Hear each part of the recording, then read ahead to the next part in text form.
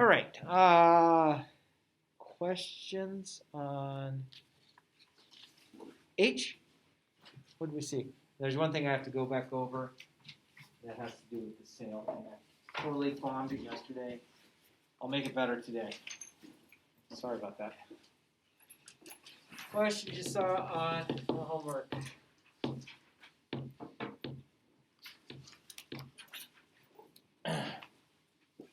Yeah. 6? Find f g at x and g at f at x. That one.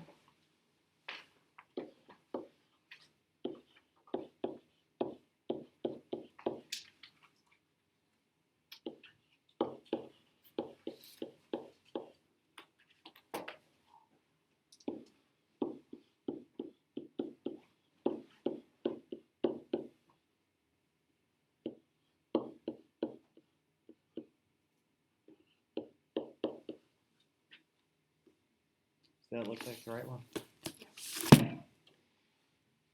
All right, first one, I'm going to take this, which is this, and I'm going to substitute it in just for the x, but the numbers and the exponents stay right there.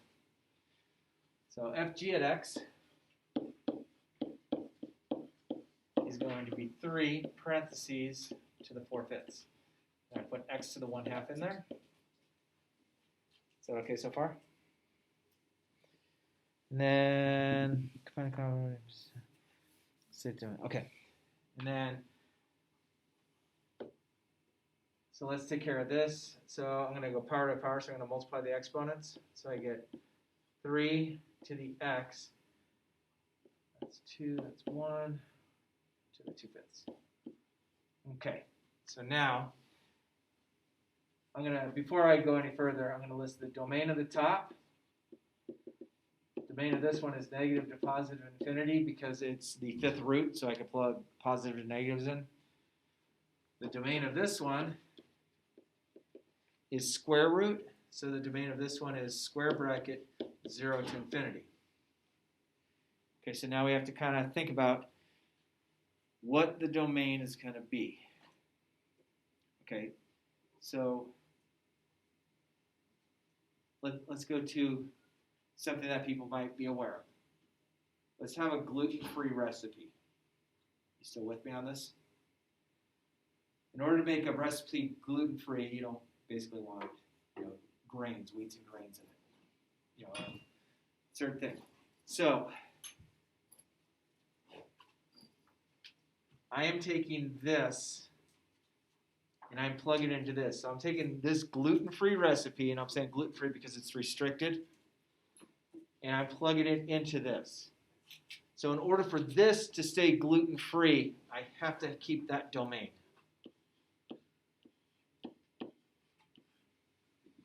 Even though it's to the 5th root, or the 2/5 power, so I technically put negative in. If I knew I was cooking gluten-free, and I had a recipe that wasn't calling for gluten-free, but everything was basically gluten-free until it had this one ingredient, but you chose to put the gluten-free ingredient in, if it goes through, it would still come out. So there you have that restriction. So that's that one. This one, if I do gf at x, means I'm going to take this, and I'm going to plug it in for x here. So I'm going to get something to the 1/2 power. In this case, it's going to be 3x to the 4/5 power. Multiply the exponents. So 2 goes into 4 twice, so x to the 2/5. Okay, now, this is where we have to be a little cautious. This is a big trick. Remember originally, I plugged a restricted into this. But this right here was the non-gluten-free recipe, right?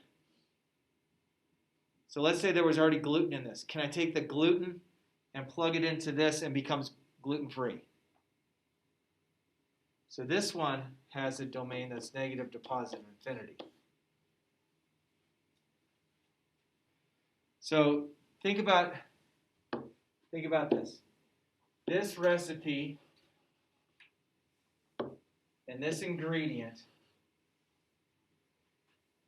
I know this is restricted. If I plug a restricted into something, that something has to become restricted. Okay? If I take something that was restricted,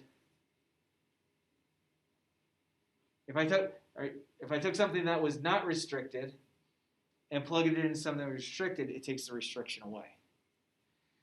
That's a different concept to think about. Okay? So if I take a restricted and plug it in, the new thing is going to become restricted. If I take an unrestricted and plug it in, it could stay completely unrestricted, negative, positive infinity, unless certain characteristics take place. Like I start dividing, or if I plug something in and there was a square root sign, then that's going to take place. So there's a little bit different thought process to think about sometimes with these. What else did you see off that homework, friends?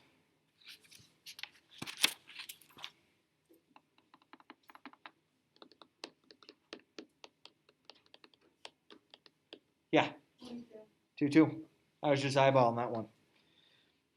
So you have a coupon for $100 off of the price of the sofa. When you arrive at the store, when you arrive at the store, you find that the sofas are on sale for 25% off. Okay. 22. Oops. Let's use 22. You have a coupon for $100 off, and then there's 25% off sale. Okay?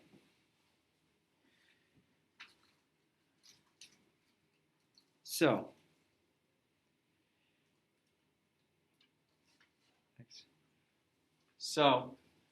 think about this. This is the price of your sofa. Okay? There's a kind of a key to this. It says you have a coupon for $100 off the price of a sofa. When you arrive at the store, you find that the sofas are 25% off. Let X represent the original price of the sofa. Use the function notation to create the following functions and compositions of functions, which following will yield you the lowest price. Ooh. Let F at X represent the cost of your couch using the coupon. So if I do this, we just used our coupon. Okay, so that's A. G at X, so this is F at X. G at X says represent the 25% discount. Okay, so that's going to be, now here's a question. If I take 25% off the 100, or if I go 25% of 100, I get 25. So does that mean the couch is $25? No. What percent is the couch really worth if I took the 25% off? What percent would it be? 75. Okay, so this is going to be 0.75x. This is where I kind of ran into, my head exploded yesterday for some reason. So the 0.75 times x would give you the cost of the sofa that you were going to pay. If you did 0.25x, that gives you how much money you're saving, but it doesn't take it off the sale price. All right? And then find FG at X. So that's going to give me, I'm going to take G at X, plug it in. I'm going to take this, plug it in here. 0.75x minus 100. And then the other way says find GF at X. That means I'm going to take this whole thing and plug it in here.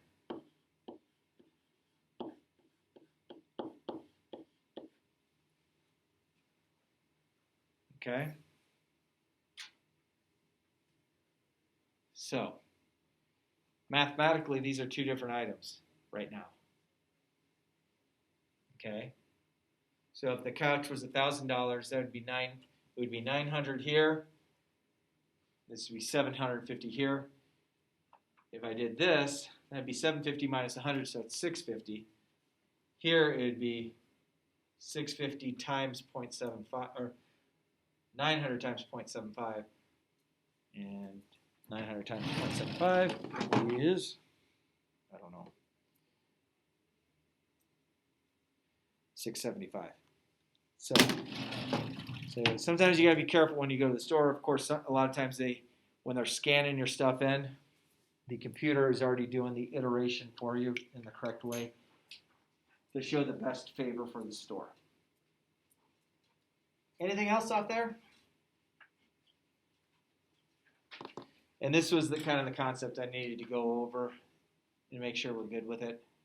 So I think I might have cleared it up that way. Cool? Any other questions?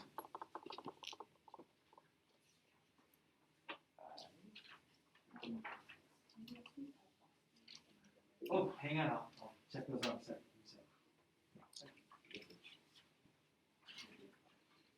So everyone good on the homework? You all did it. And if you have anything extra, as soon as I get upstairs.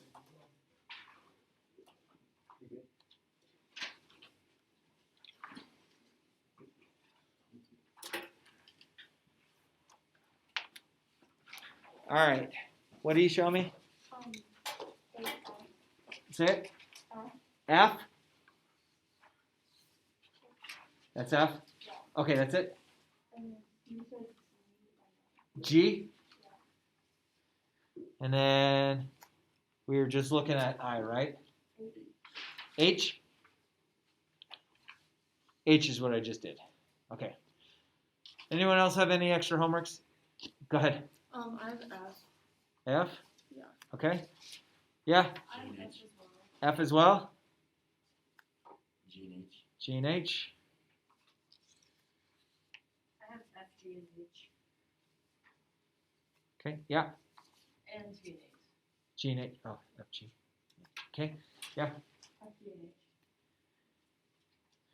Yeah. I have F, G, and H. So H is where I have to put it. Yeah. Also G and H. Okay. I'm already giving everyone H. Do you have other? Yeah, you have other? Yeah. E, D, G. Cool. All right, I'll get those corrected. Did I miss anybody? And H. Figured everyone did that. All right. So one thing I'm going to put in, I need to show you at first. For tonight, I am going in, and I'm going to put this into our class. So let me do that now. Resources.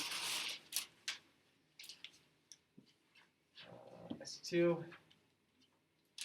I'm going to do this practice. Of course.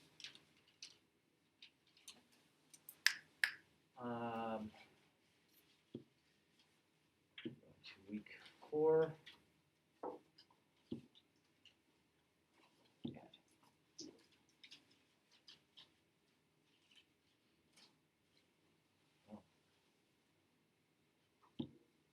See, I goofed something up here. Setup.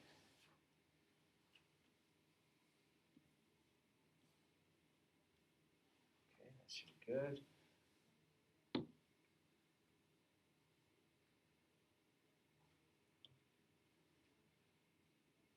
Of course. Folder. 4. No. 4 category. Homework. There we go. So, in our folder for week 4, this is a practice. So, I would like this done. Let's see what we're doing today. That's I. Move this up here.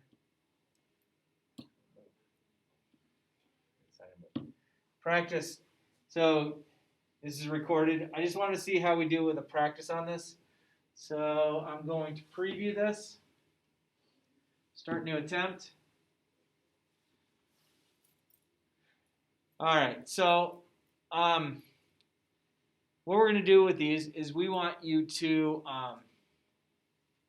graph the two equations. Okay, it says use your stylus or your mouse to draw in the function red and the inverse in blue. So we have 2x plus 4, so you go plus 4, we're doing this one in red, up to right 1.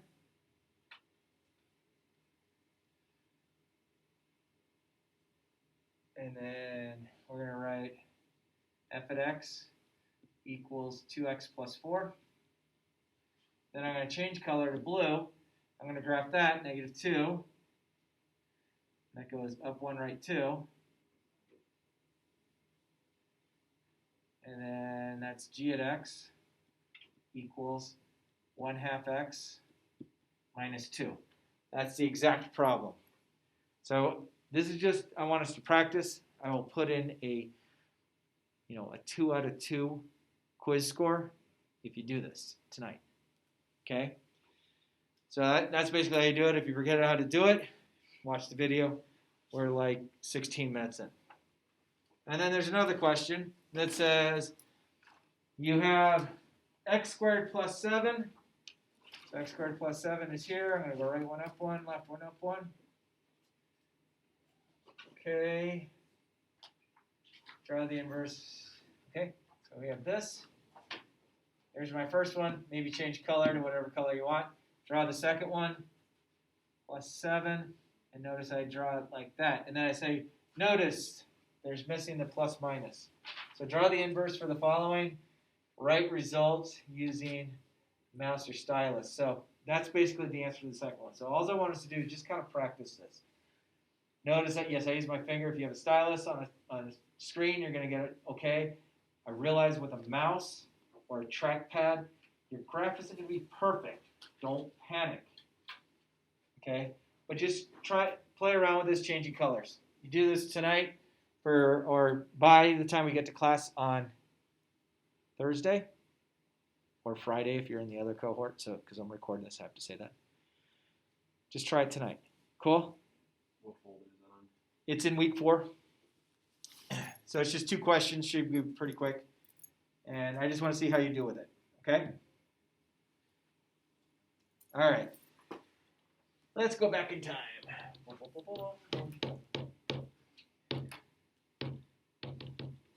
All right. One-to-one functions and inverses. Develop an understanding of one-to-one functions, inverses, relations to functions. Then learn how to write equations for inverses and how to verify when 2 functions are inverses. Woo! We got all of that to cover by 10:06 or by 11. Yay! Let's play. All right, which of these represents functions? So remember my definition of function. If it verifies the vertical line test, it's a function. Verifies vertical line, yes. Vertical line, yes. Vertical line, no. That's not a function. Vertical line crosses twice, no. And then this one, it's kind of hand-drawn in there, yes.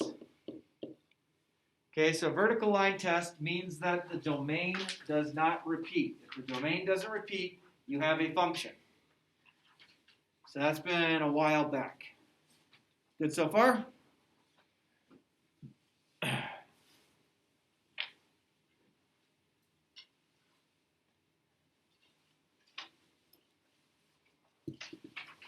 Ready to move on? Giddy up. All right. Ooh, I have stuff to erase here. All right. So one-to-one function. For every value in the domain, there is only one value in the range. For every value in the range, there is only one value in the domain. If a graph passes a vertical line test and horizontal line test. All right. So just write those down and we'll talk about what this means in a little bit. So fill in your blanks. For every value in the domain, there is only one value in the range. For every value in the range, there is only one value in the domain. So this deals with a one-to-one function. The graph passes both the vertical line test and the horizontal line test for 1x for each y and 1y for each x. So just filling in the blanks that I uncovered. In about 5 years, everyone gets the electronic version of this, and then you get to do the cool eraser like me. I'm waiting when I start able to display the 3D image and stuff.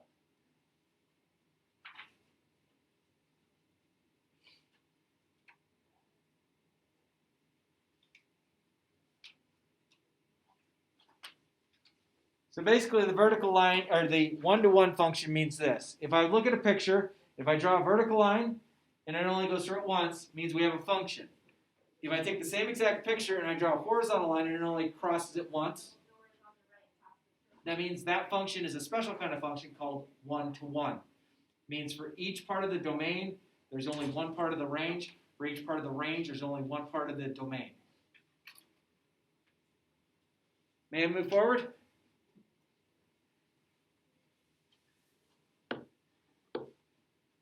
Okay, which functions are one-to-one? So this was a function.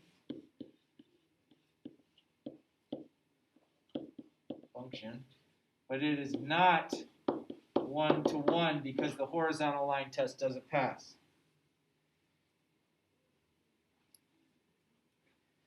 This is yes for both because the vertical, yes to both.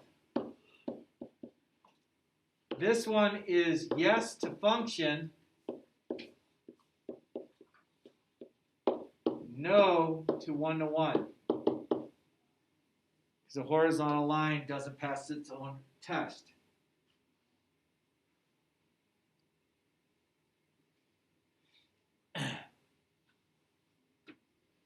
So visually there's two different tests. Obviously those are easy tests to do when you're looking at a picture.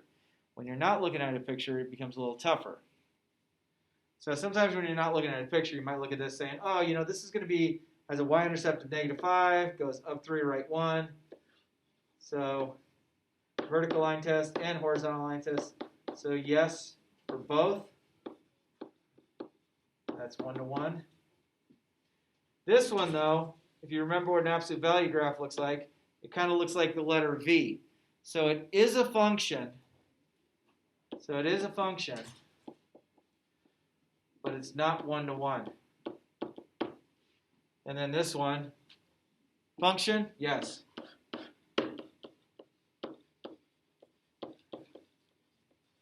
One-to-one, no. Because the horizontal line test crosses it multiple times.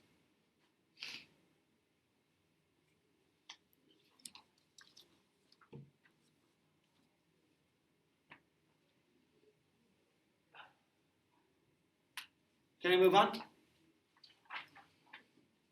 Yay. Oh, is there anything below that I forgot? No. Good. All right, so let's graph the following. So we could do a t-table. Okay. So I have x and f at x. Now, remember, f at x means the same thing as y. F at x is functional notation. Yes? So let's just plot some values. And I'm going to plot values that'll make it divisible by 2. That way it becomes out nice even. Does that make sense?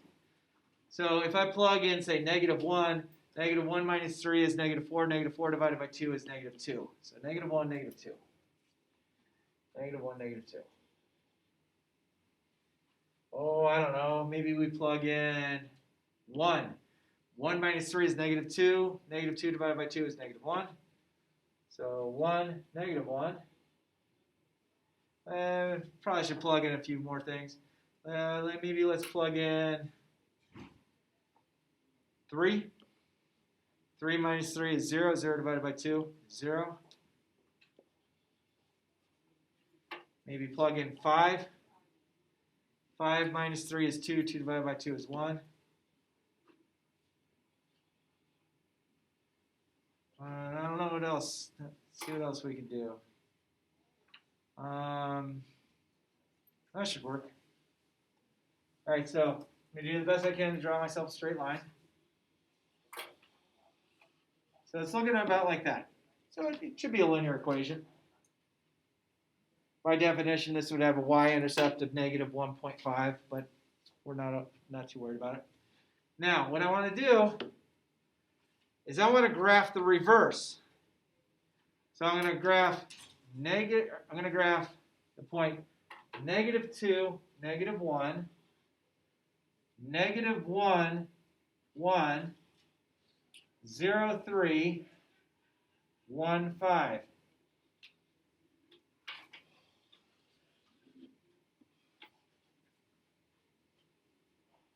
So what is the equation we get that we've drawn? Well, let's see. F at x, or y equals, and now I'm going to use mx plus b, so my b value is 3. Slope is up 2, right 1. So 2x plus 3.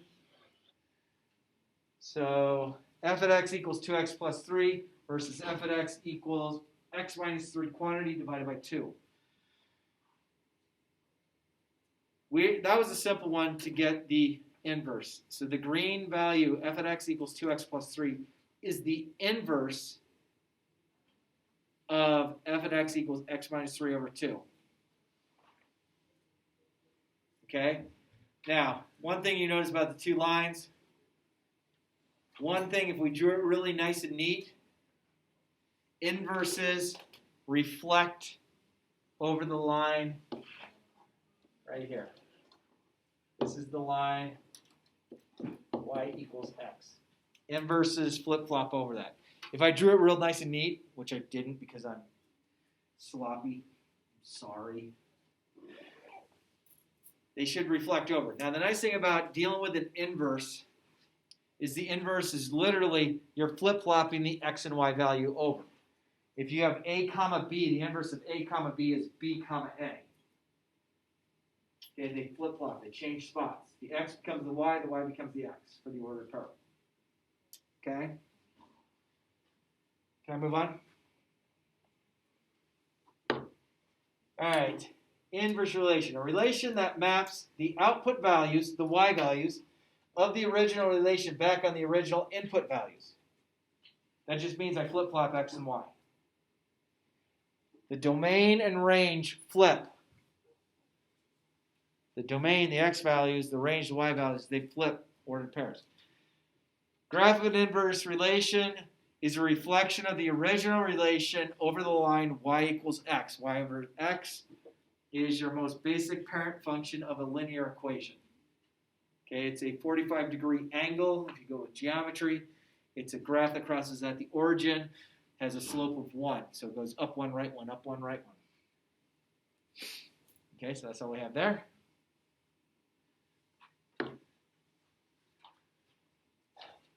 Let's see if you could do this one.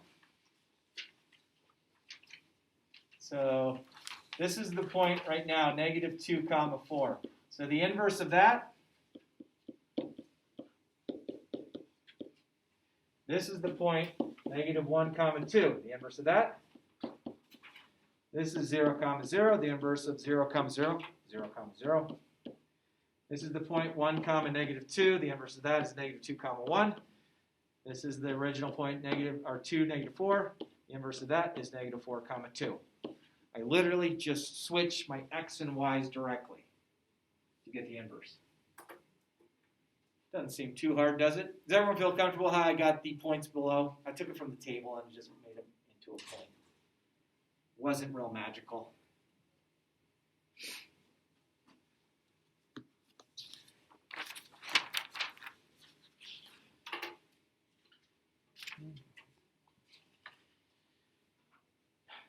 May I move on?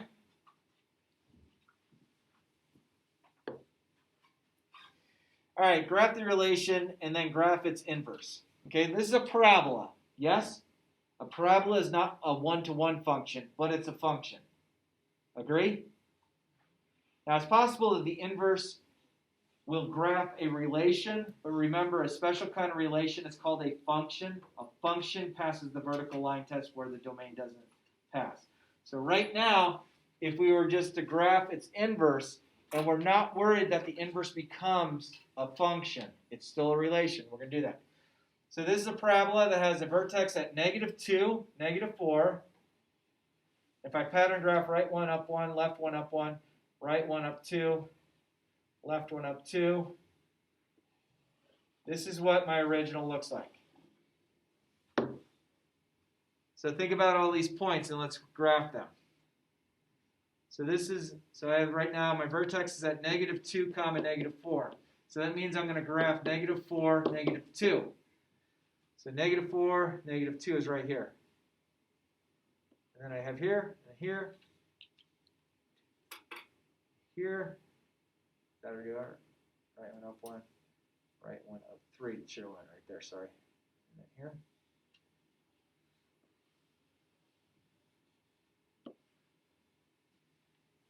That's what the inverse relation looks like.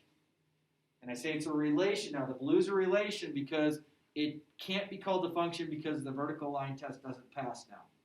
Agree? So this is the inverse. I'm going to say that the blue is called the inverse relation.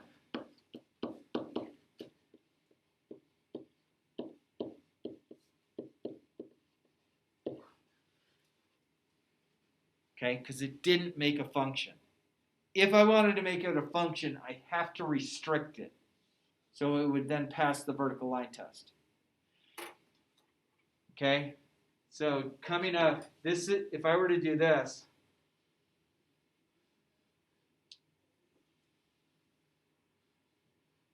that pink right there makes it a inverse function because I restricted it. I ignored the bottom part of it. Okay?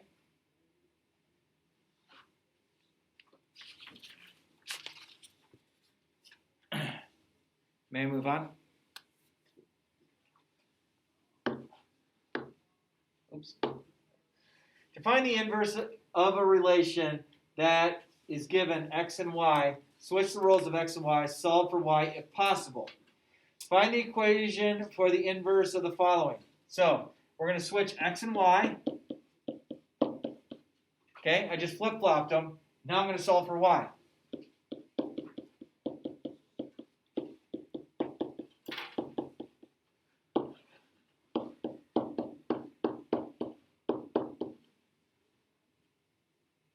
This is the inverse of this. First thing I do is I flip-flop x and y. If it's written as f at x, change f at x to y, then flip-flop your x and y, and then solve for y. That's all it is. Find an equation for the inverse of the following. Okay? Flip-flop x and y.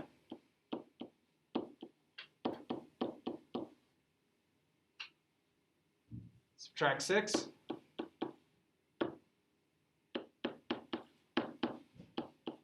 Multiply everything by 3. Divide. Oops. Should go y. Y. Divide everything by -2.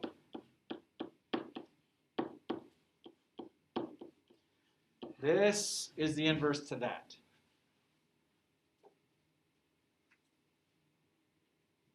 I do it right. -3. Oops. I made an error. Multiply by 3. I get a negative. Divided by negative. Oh, got it right. Got it right. Thought I forgot a negative. Sorry.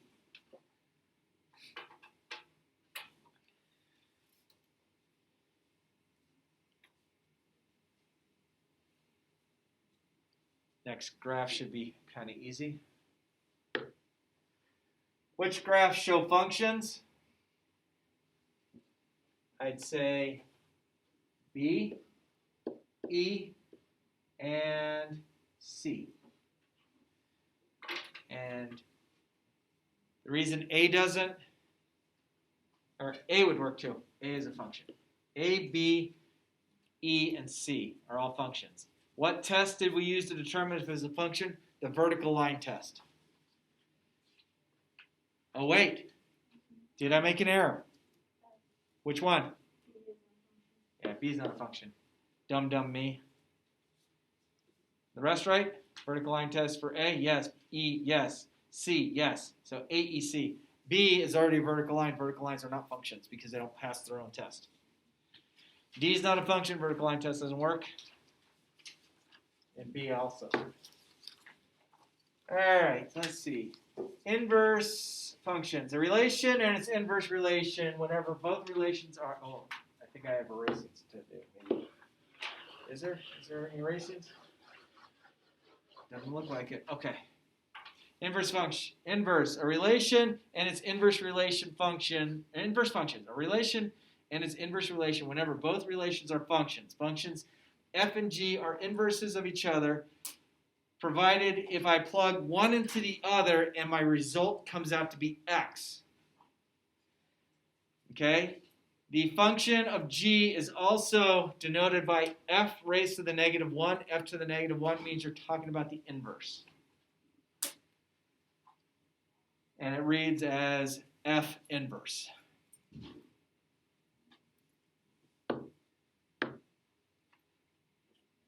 Which of the inverse relations, which could, okay, so which ones would work? Okay, so A is a function, but the inverse of A is not a function. So that would not allow us to have an inverse for it. C, or we got A. B is not a function already, so we're not even going to deal with it. C is a function, but if I graph its inverse, the inverse is only a relation, it's not a function, because if I took C and I turned it sideways, it doesn't pass the vertical line test. So if you use the horizontal line test will tell you have the vertical line test function, yes. Horizontal line test, if that passes, that means you're going to have an inverse as well. If you don't, you have to start restricting it like I had done on that parabola a couple slides back. To verify that two functions are inverses, show that f g at x and g f at x result in x, so which is f prime, or f to the negative 1 of x equals x. And you're like, what in the world do we do? Okay, all that means, if I take f g at x, so I take this, and I plug it in for x, and I get 2 parentheses minus 4. And in those parentheses, I'm putting 1/2 plus 2. Distribute this. So I'm going to get, 2 times half is 1. 2 times 2 is 4. Minus the 4. 4 minus 4. My result comes out to be x. That means that this and this are inverses of each other. You plug one into the other, and the result comes out to x, where everything cancels out, and you just get x left. That means you have a function, or you have inverses to those functions.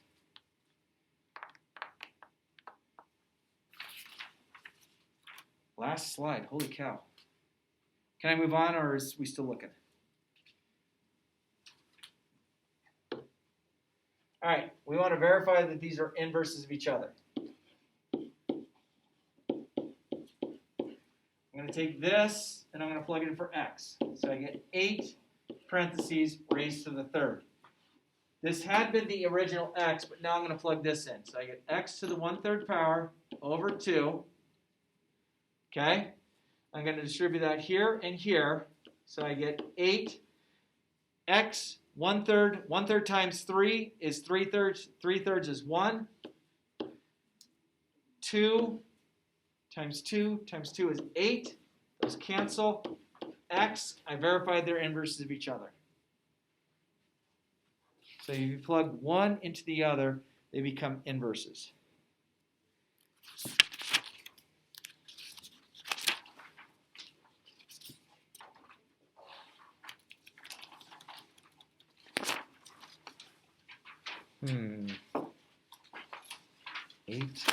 Do you guys want a lot of homework?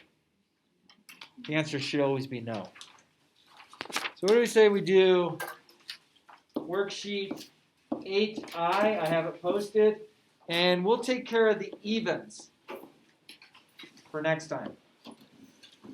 I didn't have any more graphs, right? Nope. So 8i. So you have 8i, and then you have that practice Schoology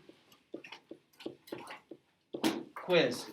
Okay? If you don't remember what the answers were, you can watch the video at about the 16-minute mark. We'll have it. We good?